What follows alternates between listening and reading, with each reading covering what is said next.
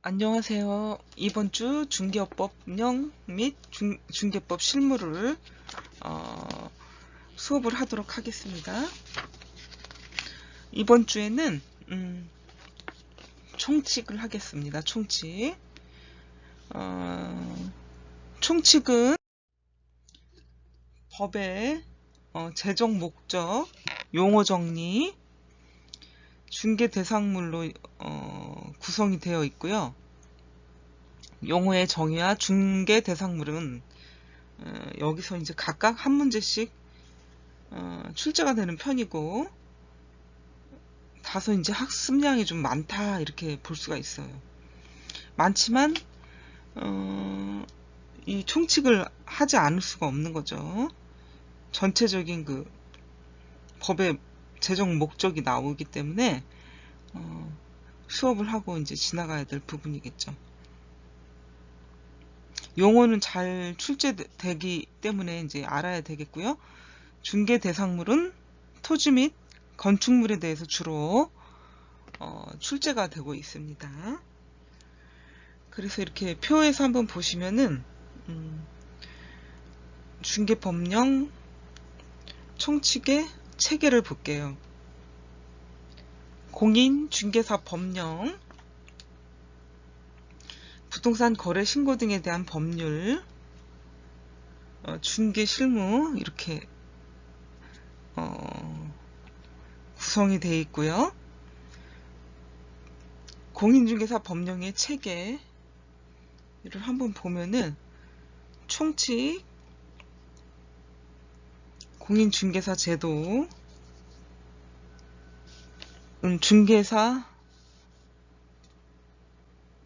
중개사무소 개설 등록이 있고요. 중개사무소 설치 및 업무, 개업 공인중개사 등의 의무, 중개 보수 및 실비,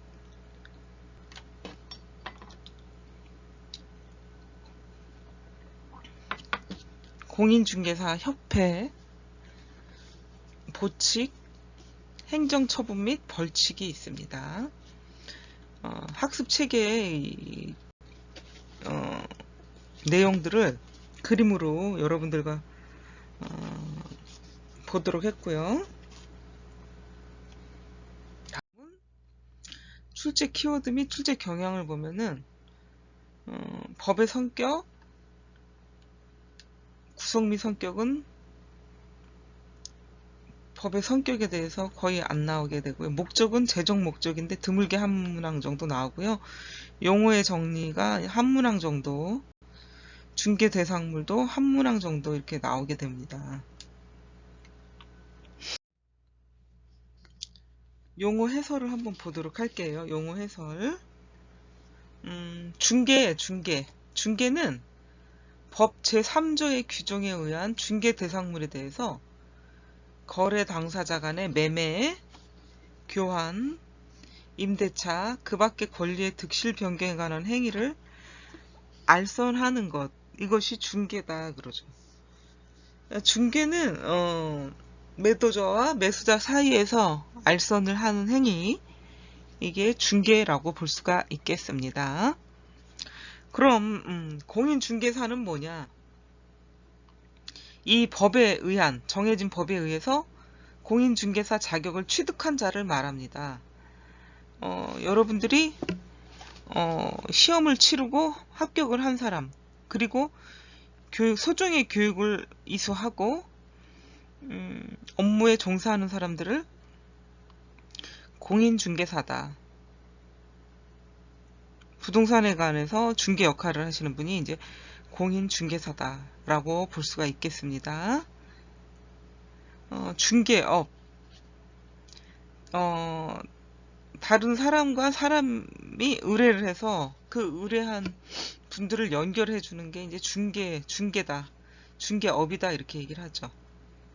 그래서 다른 사람의 의뢰에 의해서 일정한 보수를 받고 중개를 업으로 행하는 사람들, 행하는 자가 중개업자다 그렇게 얘기를 해요. 그러니까 중개와 중개업은 또 약간 다르죠.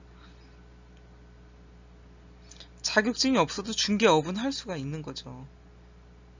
공인중개사하고는 또 다른 거고. 단어가 다르기 때문에 그 의미도 약간씩 다르다라고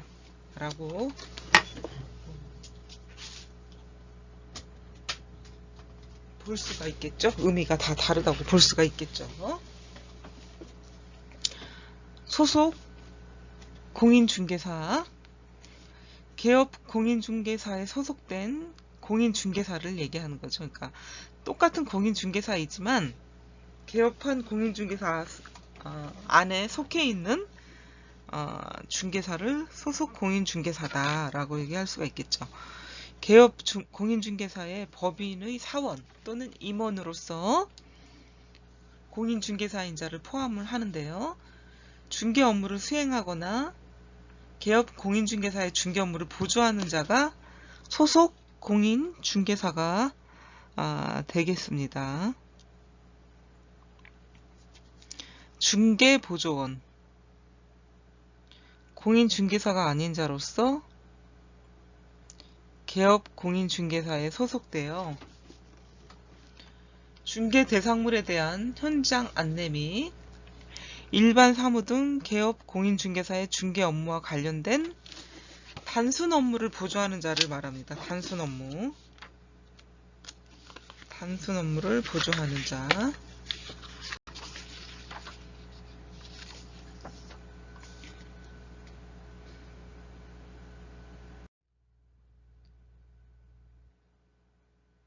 두 번째는 공인중개사 법령의 구성 및 성격에 대해서 보도록 하면은 공인중개사 법령의 구성이 있습니다. 공인중개사법, 공인중개사법 시행령, 공인중개사법 시행규칙으로 나눠지고 있습니다. 공인중개사법, 공인중개사법 시행령, 공인중개사법 시행규칙 이렇게 세 개로 나눠지고 있습니다. 공인중개사법은 51개 조의 어떤 법으로 구성이 됐는데 국회를 통과해서 만들어진 법률이 되겠고요. 공인중개사법의 모태가 된 법률은 1983년 제정된 부동산 중개업법이 되겠고 그 이후에 여러 차례 개정을 하게 됐어요. 그래서 결국 2014년 7월 29일 공인중개사법이라는 명칭을 사용하게 되었습니다. 두 번째는 공인중개사법 시행령인데 이것은 대통령령으로 정해지는 거죠. 대통령령으로 정해진다. 그래서 공인중개사법에 위임된 사항과 그 시행에 필요한 사항규칙, 공인중개사 업무에 관한 기본적인 사항은 법률로 정하고요. 세부적인 사항은 법률에서 시행령으로 위임을 해서 정하게 됩니다. 중요한 거는 국회 의결을 거치지 않으므로 신속하게 개정이 가능하다. 중개사무소 개설 등록 기준, 가태료 부과 기준 금액 등을 대통령령으로 정할 수가 있습니다. 공인중개사법 시행령은 국회 의결을 거치지 않아서 신속한 개정이 가능하다는 게 중요 내용이고요. 다음 공인중개사법 시행규칙은 국토교통부령으로 정하게 됩니다. 공인중개사법 같은 법 시행령에서는 위임된 사항과 그 시행에 관하여 필요한 사항을 규정을 합니다. 공인중개사의 업무에 관한 기본적인 사항을 법률로 정하고 시행령에서 시행규칙으로 위임하여 정하게 됩니다. 여기 시행령에서 시행규칙으로 위임하여 정하게 된다. 시행령과 마찬가지로 국회 의결을 거치지 않아도 되고요. 그래서 신속하게 개정이 가능하고 대표적으로 자격정지,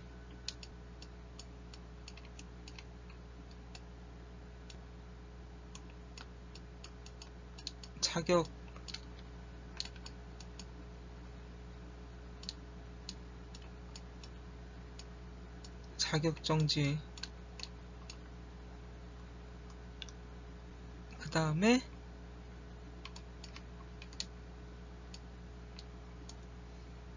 업무정지,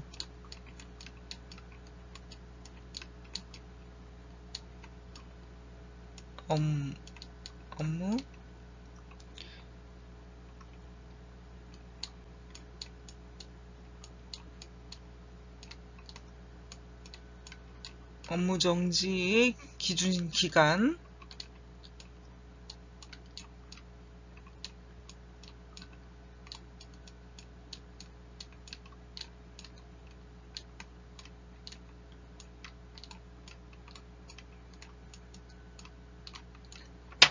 업무정지의 기준기간, 모든 소식을 국토교통부령으로 정하게 된다. 국토교통부령으로 정하게 됩니다. 다음 공인중개사 법령의 성격, 구성 및 성격을 한번 보겠는데요. 여기서는 공인중개사 법령의 성격을 보겠습니다. 부동산 중개에 관한 기본법과 상법, 민법에 관한 특별법이 있는데요.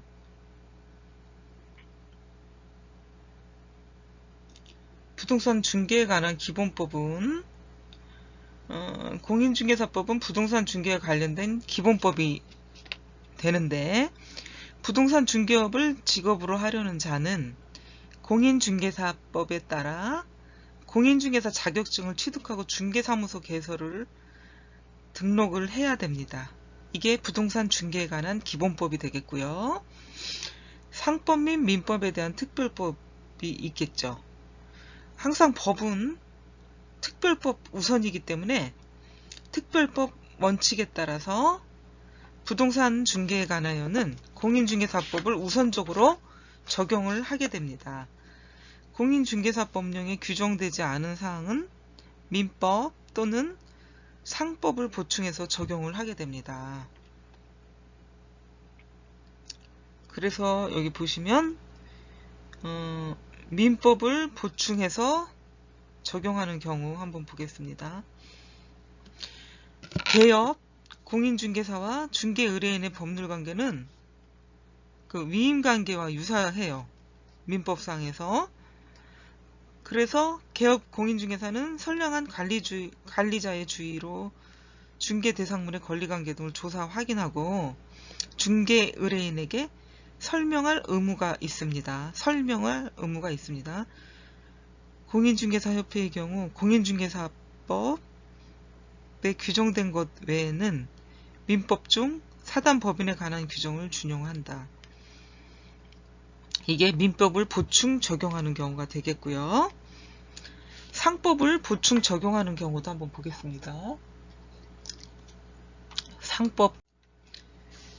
부동산 중개 업무는 상법 제46조, 제11조에서 정하고 있는 중개에 관한 행위로서 기본적 상행에 해당한다. 이거는 이제 대법원 판결에서 난 거거든요. 상법 제46조.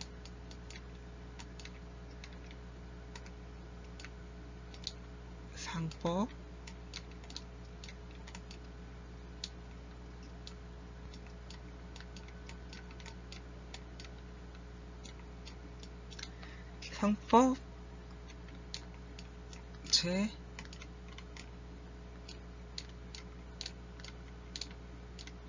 46조 제11호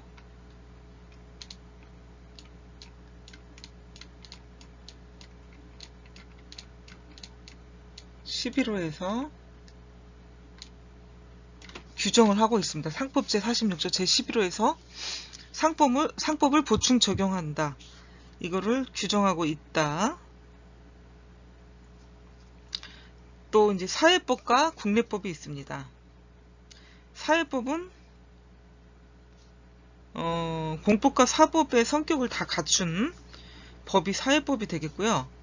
중간법 또는 혼합법이라고 얘기합니다.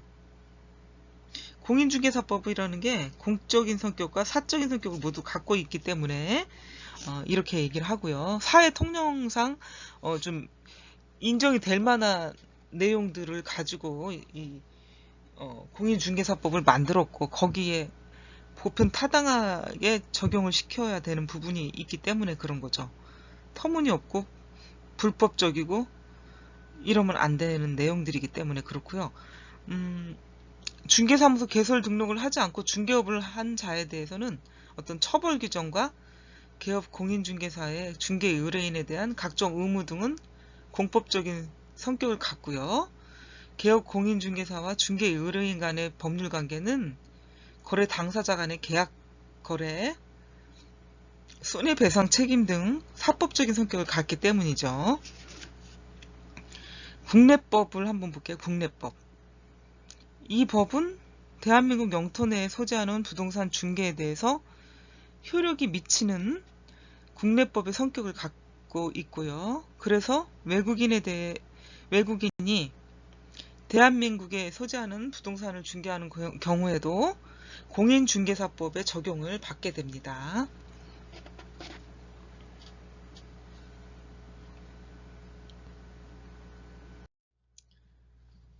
공인중개사법의 목적을 보겠습니다. 재정 목적이 나오죠. 재정 목적과 출제 가능성. 재정 목적을 보겠습니다. 공인중개사의 업무 등에 관한 사항을 정해서 전문성을 제고하고 부동산 중개업을 건전하게 육성하고 국민 경제에 이바지하는 게 이제 목적이 되겠다. 재정 목적이 참 좋습니다.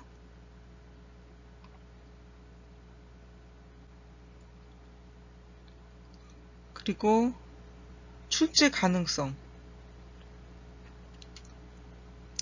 제20회까지 자주 출제가 되었고요. 20회 이후에는 출제가 좀 뜸한데 앞으로 또 출제될 가능성이 있다 볼 수가 있겠죠. 공인중개사의 공식력을 제고하고요. 부동산 중개업을 건전하게 규율한다. 부동산 중개업을 건전하게 지도한다. 국민의 재산권 보호에 이바지하겠다 하는 게 공인중개사법의 재정 목적이 되겠습니다. 이런 것이 출제가 되겠다. 이렇게 여러분들에게 얘기해 볼 수가 있겠고요.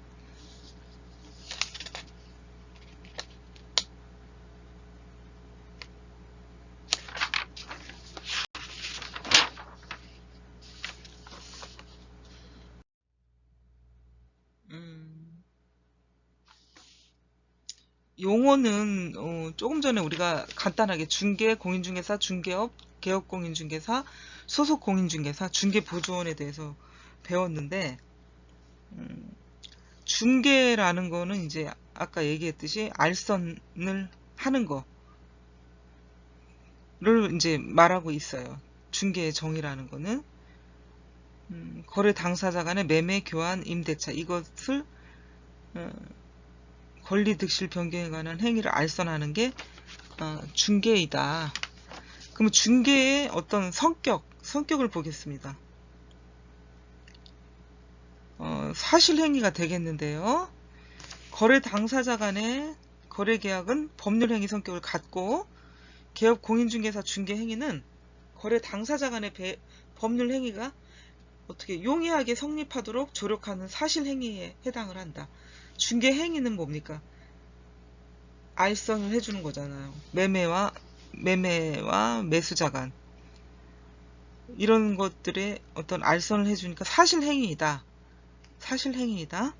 그래서 핵심 판례를 한번 보게 되면은요.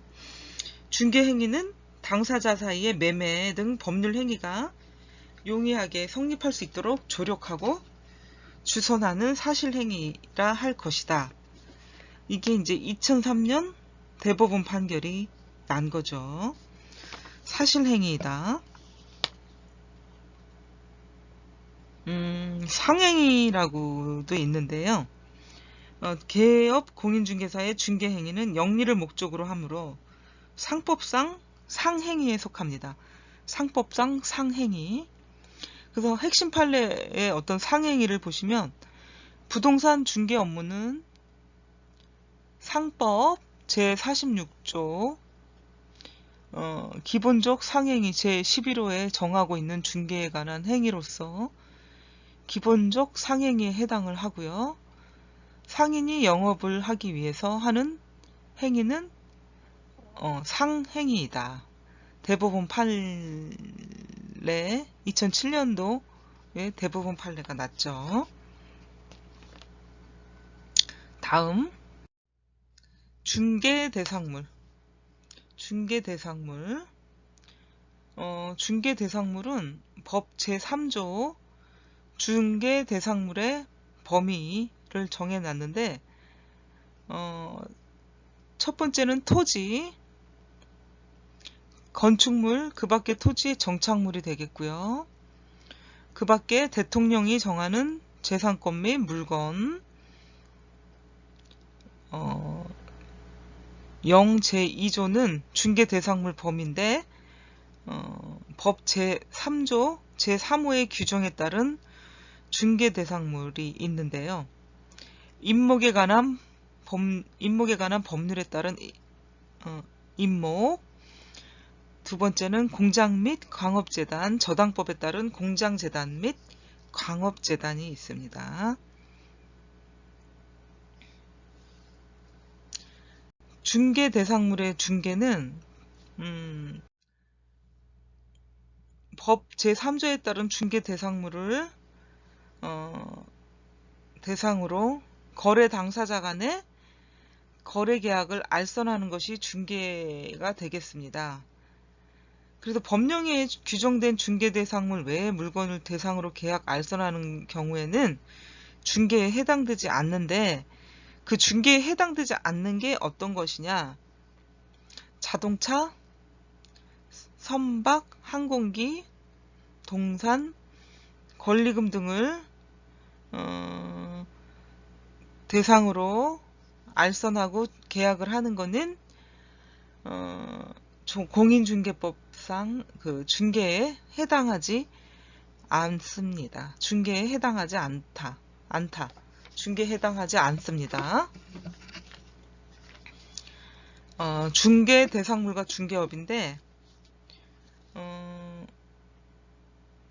중개대상물을 대상으로 중개업을 영위하려면 중개사무소 개설 등록을 해야 됩니다. 법 제2조 제3호에 규정된 중개업이라고 하는 것은 어떤 사람이 의뢰를 해서 일정한 보수를 받고 중개업으로 행하는 것을 말하는데 이렇게 하려면 중개업을 영위하려면 공인중개사 자격을 취득하고 법인을 설립하거나 중개사무소 소재지를 관할하는 시장군수구청장에게 중개사무소를 개설 등록을 해야 된다는 거죠. 중개대상물과 중개업을 이란 내용에서는 중개업을 하려면 이런 자격을 갖추고 있어야 된다. 중개대상물과 무등록 중개업. 중개사무소 개설 등록을 하지 않고요. 공인중개사법령상 중개대상물을 대상으로 중개업을 한 자는 법 제48조에 따라 3년 이하의 징역 또는 3천만 원 이하의 벌금에 처하게 됩니다. 다음 두 번째는 중개대상물과 중개보수입니다. 중개대상물 이외에 물건을 대상으로 계약을 알선한 경우에는 중개에 해당하지 않고 공인중개사법령상 중개보수 규정이 적용되지 않습니다. 개업 공인중개사가 중개 대상물을 대상으로 중개 행위를 했을 경우에는 공인중개법령상 중개보수의 한도를 초과해서 받아서도 안 되고요. 예를 들어서 상가 임대차 양도계약에 부수하여 발생하는 권리금은 중개대상물이 아닙니다. 권리금 계약을 알선한 행위는 중개가 아니고 이에 대한 보수는 중개보수를 적용하지 않기 때문에 그러니까 개업 공인중개사가 권리금에 대한 알선을 하고 받은 보수는 법령상 받을 수가 없고요. 중개보수 한도를 초과해서 받은 경우는 공인중개사법상 처벌 대상이 되지는 않습니다. 그래서 여기 보시면 권리금은 중개대상물이 아니다 라고 이제 나왔죠. 영업용 건물의 영업시설, 비품, 유형물이나 거래처, 신용, 영업상의 노하우 또는 점포 위치에 따른 영업상의 이점 등 무형의 재산적 가치는 중개 대상물이라고 할 수가 없습니다.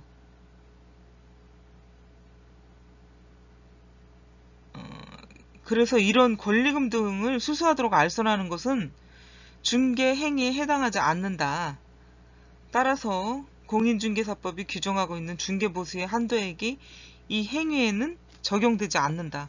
그래서 이 권리금을 받게 하고 하는 거 알선하지 않는 거죠. 그건 당사자 간의 일이니까 권리금이 오가든 말든 이거는 공인중개사의 어떤 보수 한도액이 이 행위에 적용되지 않기 때문에 받을 수 없다는 거죠. 그래서 이거는 대법원 판례 2005년도에 대법원 판례가 났던 사항입니다. 내용입니다.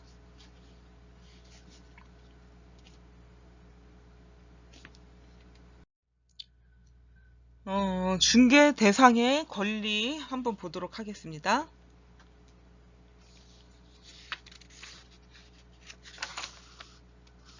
중개 대상의 권리가 있는데 첫 번째 소유권과 점유권. 소유권과 점유권이 있습니다. 이거는 중개 대상물 간의 매매 또는 교환 계약을 알선하는 거는 중개인데 소유권은 중개 대상 권리가 중개 대상 권리가 되겠습니다. 소유권은 중개 대상 권리가 되겠습니다. 점유는 점유라는 사실로 취득하는 권리이고요.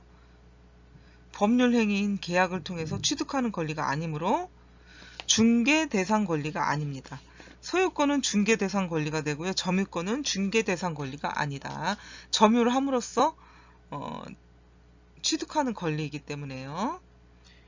두 번째는 지상권, 지역권, 전세권이 되겠죠.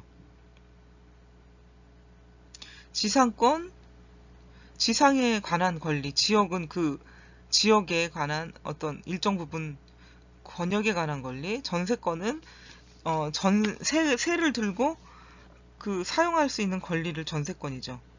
그래서 이런 거는 부동산에 대해 성립되는 권리고요. 어떤 법률 행위, 계약을 통해서 권리의 득실 변경이 발생을 해요. 그래서 모두 중개 대상 권리에 해당이 된다. 지상권, 지역권, 전세권은 중개 대상 권리에 해당이 된다. 세 번째는 저당권이에요. 저당권. 저당권은 부동산과 관련된 담보 물건이고요.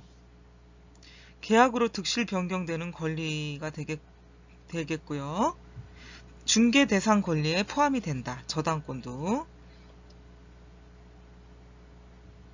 그래서 그 대법원 판례에서 그 밖의 권리라는 거에 저당권도 포함이 되고요. 중개사무소 개설 등록을 하지 않은 자는 다른 사람의 의뢰에 의해서 일정한 보수를 받고 저당권 설정에 관한 행위 알선을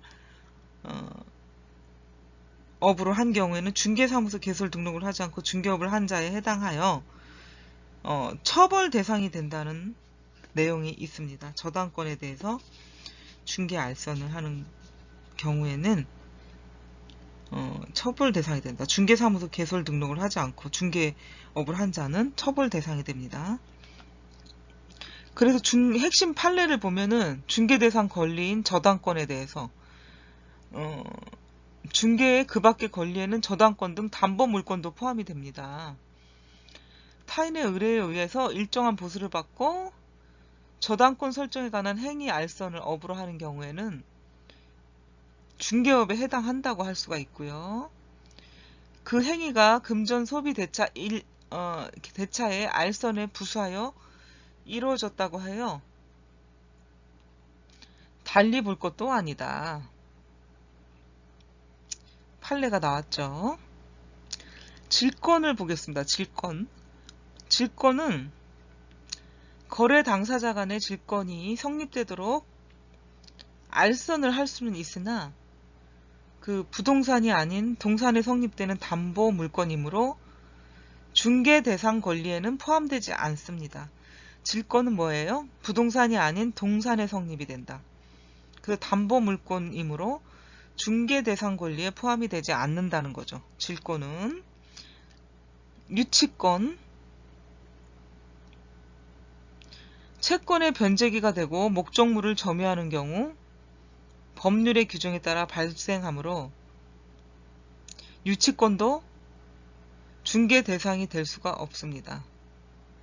그러나 피담보 채권과 목적물의 점유를 함께 이전할 경우에는 유치권은 그 이전이 가능하므로 피담보 채권과 목적물의 점유를 함께 이전할 경우에는 유치권도 이전이 가능하니까 유치권의 양도는 중개가 가능합니다.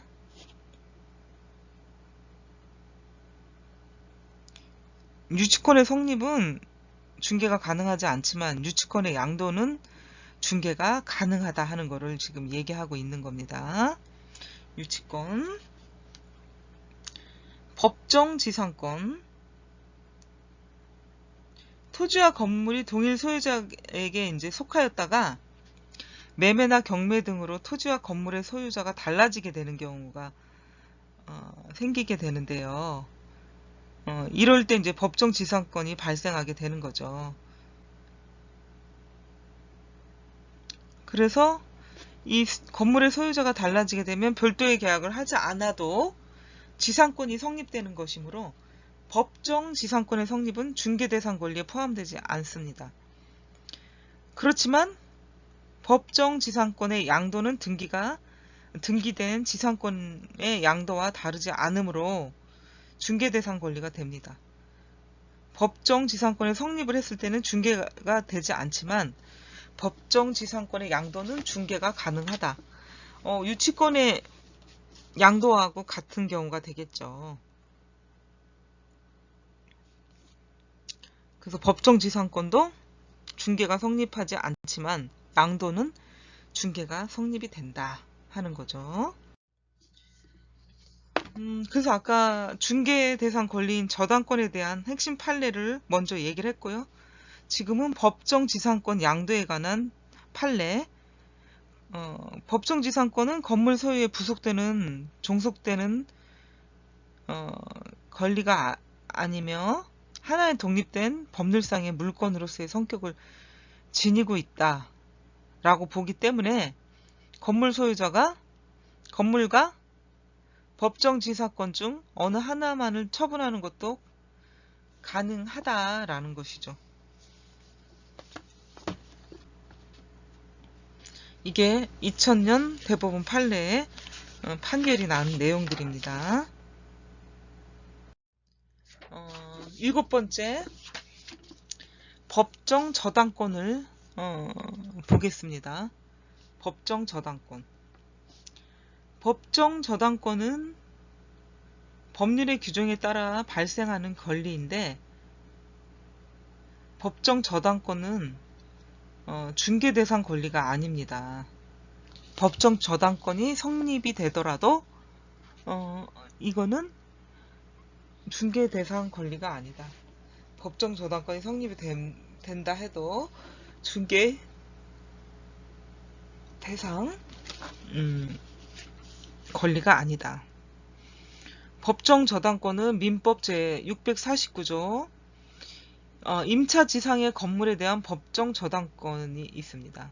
토지 임대인이 변제기를 경과한 최후 2년의 차임 채권에 의하여 그 지상에 있는 임차인 소유의 건물을 압류한 때는 저당권과 동일한 효력이 있습니다. 이게 이제 법정 저당권이 되겠죠. 건물에 대한 법정 저당권. 임차 지상의 건물에 대한 법정 저당권이 되겠습니다. 8번째, 담보 가등기. 저당권과 유사한 권리인데, 이거는 이제 중개 대상 권리에 포함이 됩니다. 부동산에 대한 가등기 설정 계약으로 발생하는 권리인데, 이 담보 가등기는 중개 대상 권리에 포함이 된다. 저당권과 유사한 권리이고요. 9번째, 임차권. 중개 대상 권리가 되는데요. 부동산에 대한 임대차 계약으로 발생되는 권리이죠. 부동산에 대한 임대차 계약으로 발생되는 권리이므로 중개 대상 권리가 됩니다.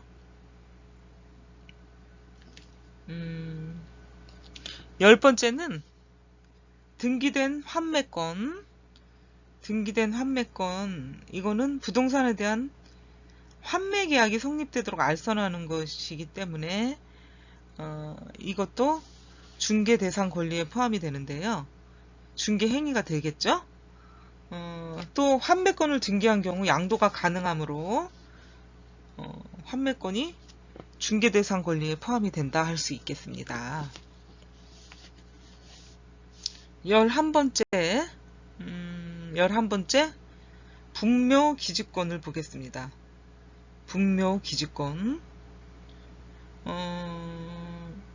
분묘 기지권은 분묘 이를 취득한 자에게 인정되는 권리다. 취득한 자에게 인정되는 권리이고 거래가 되지 않으므로 중개 대상 권리가 아니다. 그죠? 분묘 기지권. 중개 대상 권리가 아니다 라고 알 수가 있겠죠. 그래서 우리가 중개 대상 권리가 첫 번째부터 11번째 첫 번째부터 11개의 내용들을 봤는데, 여기서 중개 대상 권리가 되느냐 안 되느냐 하는 어떤 권리를 가지고 내용을 봤고요. 중개 대상이 되느냐 안 되느냐. 그러면은 지금까지 배웠던 그 11개의 내용들과 더 플러스가 돼서 중개 대상 권리가 되는 게 어떤 게 있고 중개 대상 권리가 아닌 거는 어떤 건지 한번 보도록 하겠습니다.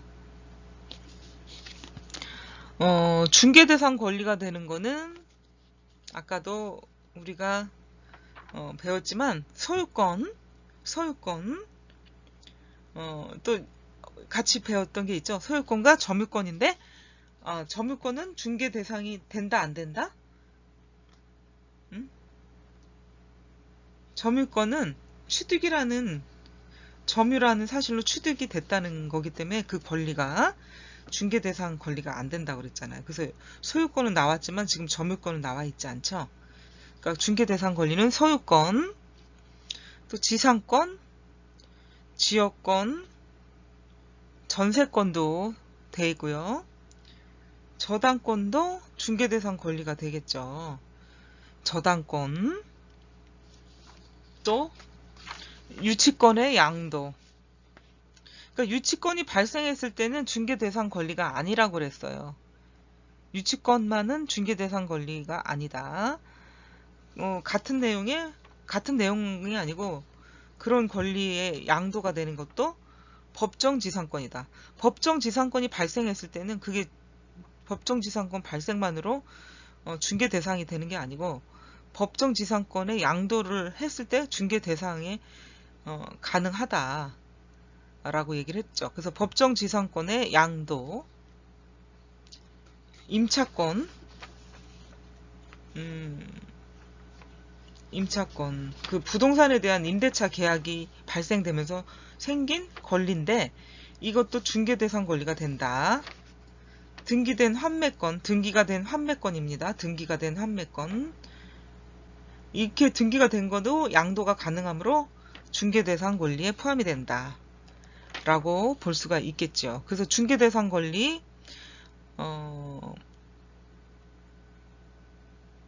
9개, 중개대상 권리가 9개가 있죠. 소유권, 지상권, 지역권, 전세권, 저당권, 유치권, 법정지상권, 임차권, 등기된 환매권입니다. 중개 대상이 아닌 권리들이 있죠. 조금 전에 얘기했던 소유권과 같이 나왔던 점유권인데, 점유권, 질권, 중개 대상이 아닌 거, 질권, 유치권에 성립이 된 거, 성립만 된 거는 중개 대상이 아니고 양도를 할 때는 성립이 된다고 했죠. 중개 대상 성립이 된다.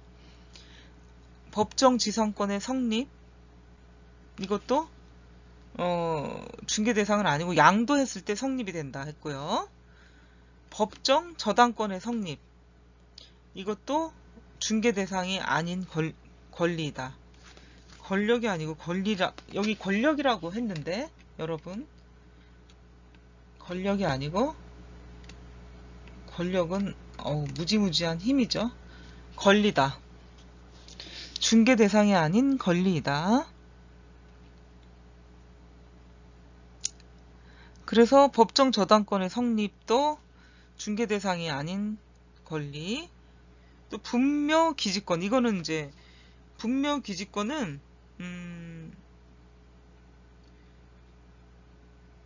분묘 기지권은 중개 대상이 아니다.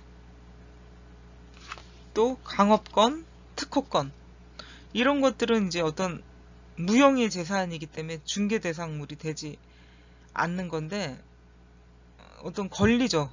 강업, 채취할 수 있는 거, 특허를 낸 권리, 특허권, 중개를 할 수 있는 건 아니고,